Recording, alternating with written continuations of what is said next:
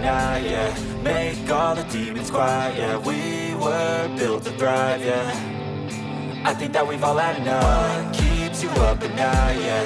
Make all the demons quiet, yeah. We were built to thrive, yeah. I think that we've all had enough. Oh, yeah, I think that we've all had enough. Sick of dealing with the old plan. They know that we're calling it wrong. You got me like, oh, yeah, I think that we've all had enough. Sick of dealing with the old plan. They know that we're calling it wrong.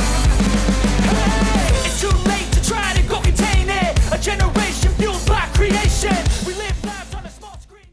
Michele, qual è la cosa più difficile che hai dovuto affrontare nell'organizzare questo torneo e la cosa più bella?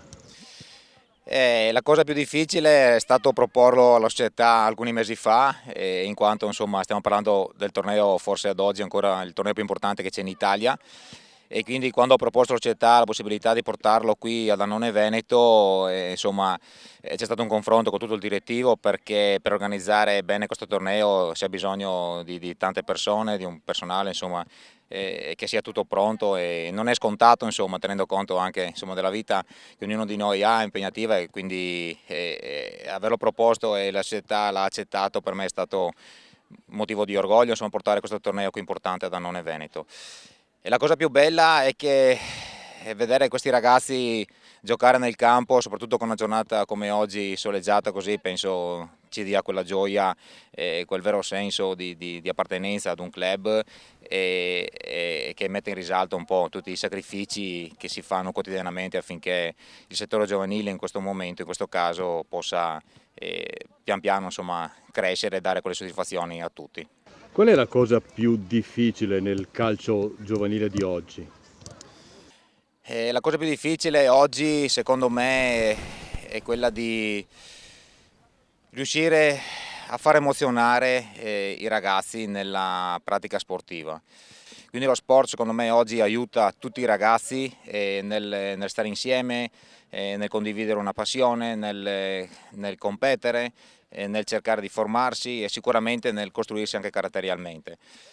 Il torneo Gallini, la Gallini Cup, quanto importante è? Il torneo Gallini Cup è molto importante.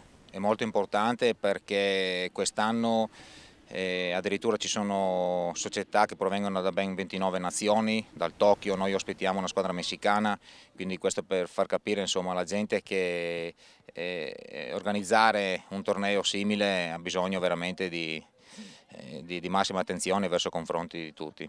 Che cosa hai detto ai tuoi ragazzi per fargli fare bella figura a questo torneo? No, gli ho detto semplicemente che per loro deve essere un'esperienza, per molti è la prima esperienza fuori, quindi deve essere puro divertimento, stare 4 giorni insieme e cercare di fare insomma il meglio possibile, diciamo, dai. Che cosa insegni come valori ai tuoi ragazzi? Allora, innanzitutto il rispetto dell'avversario, e poi andare in campo con determinazione, voglia e dimostrare sempre quello che sanno fare, perché sono un gruppo bellino, bravi, che sanno quello che vogliono, tutti gli piacerebbe fare i giocatori, ma è normale che sia a quest'età, e noi si cerca di dargli il massimo delle nostre competenze per farli crescere. Del torneo cosa mi dici? Allora, questo è un torneo che io personalmente ho già fatto 3 o 4 anni e vengo qua, prima ero in un'altra società, è un torneo bello, organizzato bene, e quindi siamo veramente contenti di esserci, di poterci confrontare con società e persone diverse. Mister, l'ultima domanda, se dovessi paragonare la tua squadra a un animale?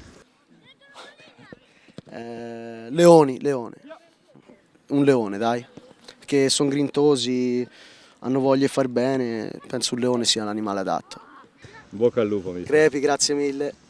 Jacopo, mi hanno detto che tu hai anche giocato questo torneo. Sì, l'ho giocato 10 anni fa col Donatello, ero giovanissimo, appena avuto l'occasione di portare qua i miei ragazzi l'ho colta al volo.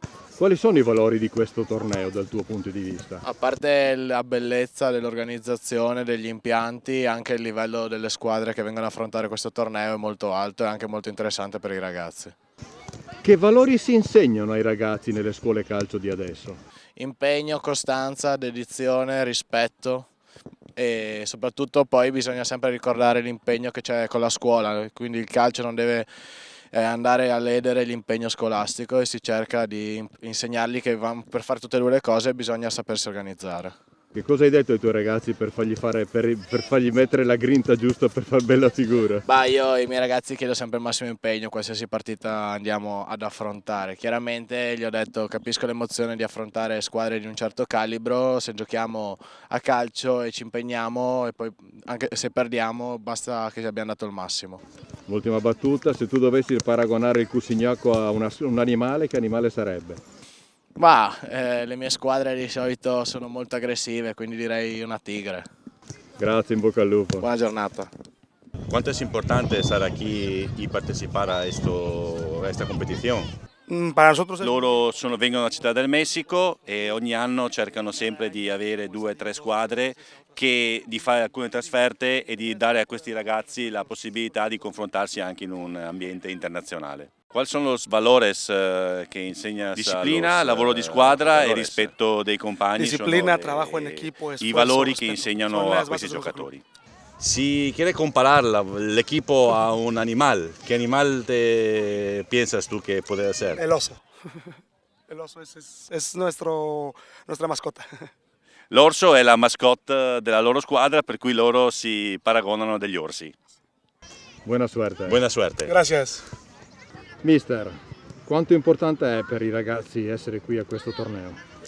Molto, a questo torneo soprattutto, vista la dimensione del torneo, vista la dimensione degli avversari, insomma, affrontiamo una squadra messicana, per i ragazzi è un'esperienza sicuramente unica, di potersi confrontare con squadre che arrivano da altre parti del mondo, che magari intendono il calcio in un altro modo, intendono lo sport in un altro modo, per cui è un'esperienza veramente, veramente bellissima, al di là di tutte le esperienze che normalmente possono fare i ragazzi, che sono sempre positive.